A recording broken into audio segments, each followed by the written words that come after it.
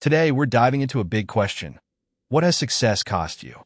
When we talk about financial success, we often think of it like a game. There are career ladders to climb, hierarchies to follow, and salaries to compare. We look at our peers, our parents, our past selves, always wondering where we stand. If you're making more money than the people around you, it feels like you're winning.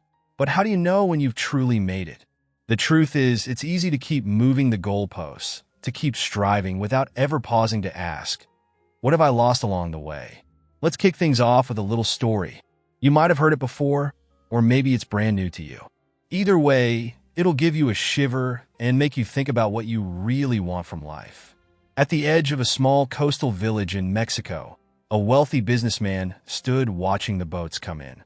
The sky was golden with the setting sun, and the day birds sang their final songs. A tiny boat docked, carrying a fisherman and a haul of beautiful yellowfin tuna. The businessman, impressed by the quality of the fish, asked how long it had taken the fisherman to catch them. "Not long," the fisherman replied. The businessman was puzzled. "Why didn't you stay out longer and catch more?" he asked.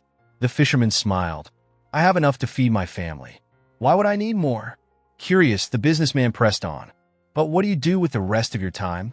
"I sleep late, fish a little, play with my children, take siestas with my wife. In the evenings, I stroll the village, drink wine, and play guitar with my friends. I live well," the fisherman explained. The businessman saw an opportunity. "Listen," he said, "I have a business degree and I can help you. If you spend more time fishing, you could buy a bigger boat. With that bigger boat, you could catch even more fish. Eventually, you could buy several boats, maybe even a fleet. Instead of selling your catch to the middleman, you could sell directly to the processor, cutting out the middle. You'd make a fortune.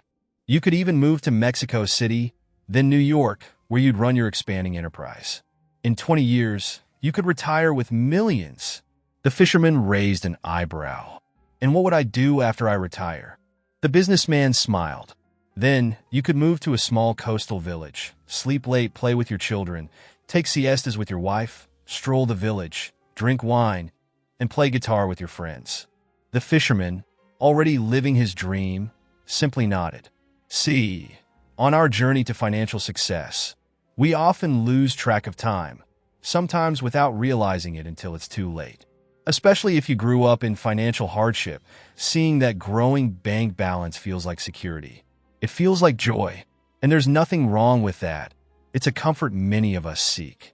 But if your ultimate goal is to be financially secure for your family, what are you giving up to make that happen? Are you truly ready for the sacrifices? Here's something we don't talk about enough.